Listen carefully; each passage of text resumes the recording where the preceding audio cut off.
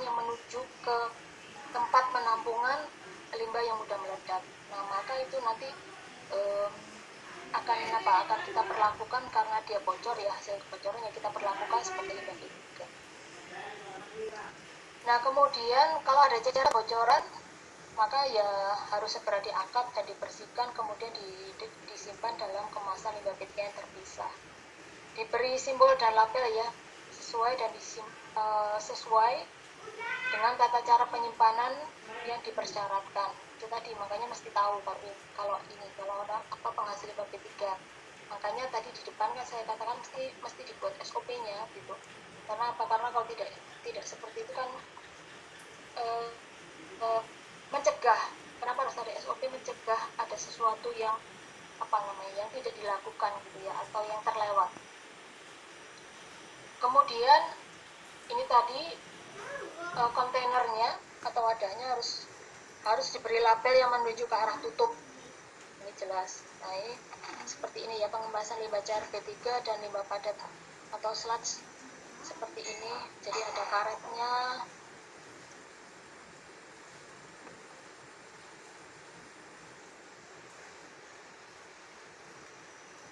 Ini ada tutupnya, kemudian ada karetnya, ada cincin penguncinya, kemudian ada label. Ada labelnya, di bawah label itu ada simbol. Ini kalau limbah cair atau sludge ya, bentuknya sludge seperti ini. Nah, ini kan kalau drum model seperti ini kan ada penunjuk ya, panah penunjuk ke arah tutup.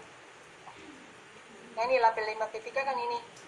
Nah, ini yang saya maksud kuning misalnya ya, kuning itu R-nya 255, G-nya 255, B-nya sama dengan 0. Ini kan kalau kita memesan ya, memesan label atau simbol, ini ada ketentuan-ketentuan dalam membuat warnanya. Merah misalnya R-nya 255, G-nya sama dengan 0, B-nya sama dengan 0. Ini pencampuran warna.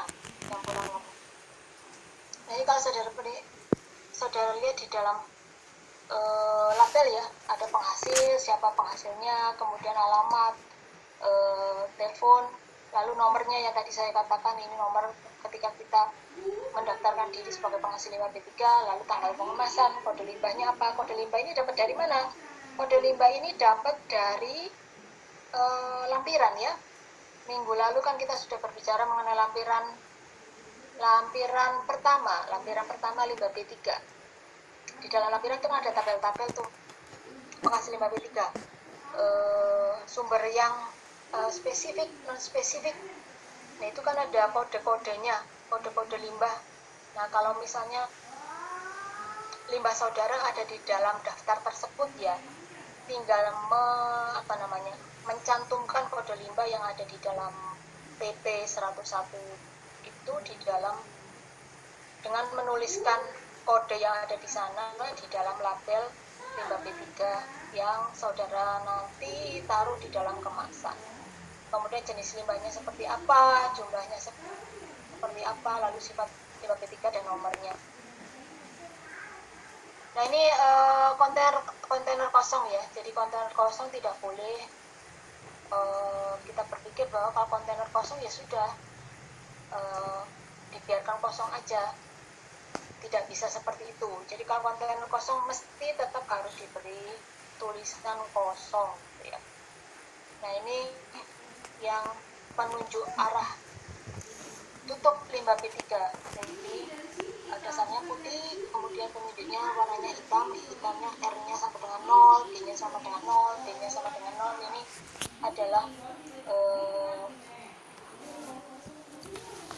ketentuan yang harus diikuti oleh penghasil. Nah, ini yang mudah meledak seperti ini ya. Ada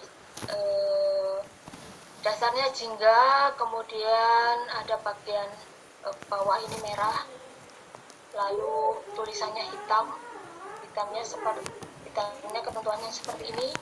Kemudian untuk yang mudah menyala juga demikian, dasarnya itu merah, kemudian ada simbol apinya itu putih, lalu bagian bawah ada area yang putih gitu ya, kemudian tulisannya juga putih. Nah ini yang harus diikuti oleh penghasil.